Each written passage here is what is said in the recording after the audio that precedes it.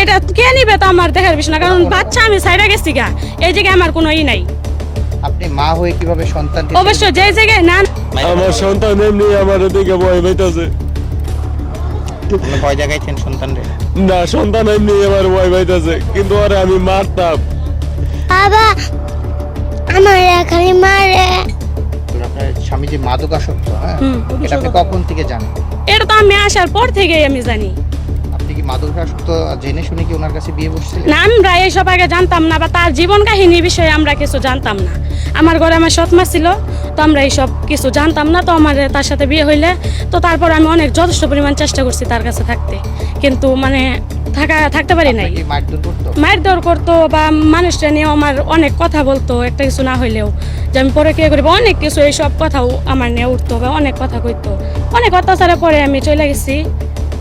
এই ছেলেটারে ওর দাদি নিয়ে রাস্তায় রেখা দিয়ে আইছে, আমার বাড়িতেও না। তো রাস্তায় রেখা দিয়ে আইলে ছেলেটা, আমি বাসা ভাড়া থাকি 3 তলায়, ছেলেটা ওই জায়গায় যে আমার দরজা দিতেছে। তো আমি বাইরে দেখি ছেলে, কিরে বাবা তুমি এই জায়গায় কে? আমার আব্বুরাই, আমার দাদু রাইখা গেছে। কোথায়? রাস্তায়। তো রাস্তায় আমি কালকে ফোন দেই, তারপর লগে লগে তারে ফোন দিচ্ছি, তার ফোনটা বন্ধ, মানে সুইচ অফ করে আলছে। আমি আইসা আর পাই নাই তারা রাস্তায়। তো না পাওয়ার পরে আমি কালকে দিনটা সময় নিছি যে আমি দেখি। সময় নেওয়ার পরে তারপরে ওই জায়গায় আইসা, মানে আমি দাঁড়াবো, আমার এমন হবো না, আমি দাঁড়ানোর সাথে সাথে মানে আমার উপরে হয়তো যে কোনো একটা অত্যাচার বা যাই এরকম একটা নির্যাতন শুরু হয়ে যাবো। তো আমি আসি নাই, এই জায়গায় আসার দরকার নেই। তো এমন রাইখা থুয়ে এলো, আমার নামে জিটিটা আছে, যদি ছেলে আমার বাসায় না যায় অন্য জায়গায় যাইতো। এই জিটিটা না, আমি নগদ আইছি। বাবু তোমার দাদু, তুমি যে সময় আমার বাসায় গেছো, আমি আইছিলাম না তোমার দাদুরে বিস্তাবা? তো কিন্তু আমি তো আইছি, সে তো যায় আমার বাসায় দিয়া বলতে পারতো। এখনো কি হচ্ছে এই বাসার পুত্রবধূ? না না, আমি তারপর তার সাইডে দিছি, মানে আমার নিজের ছেলে আমি তার সাইডে দিছি। এমন হচ্ছে যে এই যে আমার নামে জিটি করছে, জিটি করার পরে এমন আমার কাছে দিয়াবো, এটা আমি তো নিমু না। আচ্ছা, আপনি কি আপনার সন্তান রাখতে চাচ্ছেন? না, আমি রাখবো না, কারণ আমার রাখার মতন কোনো নাই, ব্যবস্থা নাই যে আমার আম্মুর কাছে রাখবো, বা আমার কেউ নাই, আমি একাই। আমার কাজ করে রাখার লাগবে, যাই আমি এরে নিয়ে যা রাখবো, এমন ব্যবস্থা আমার নাই। এই সন্তানের দায়ভার কে নিচ্ছে? দায়ভার যে জিটি করছে সে নিবে।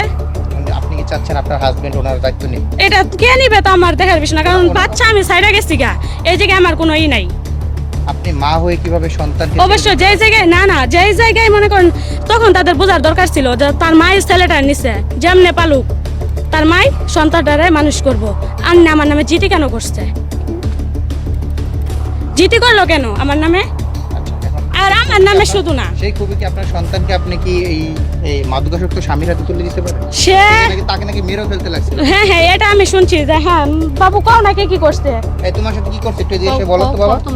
তোমার আব্বু তোমাকে কি করছে একটু বলো তো। বাবা আমার খালি মারে। কেন মারে? কি করছে কও? এটা রাখো। কোরাল আমার মারবার নিকে দাদুরে, এটা রাইখা দাদারে, বলো। কাকারে।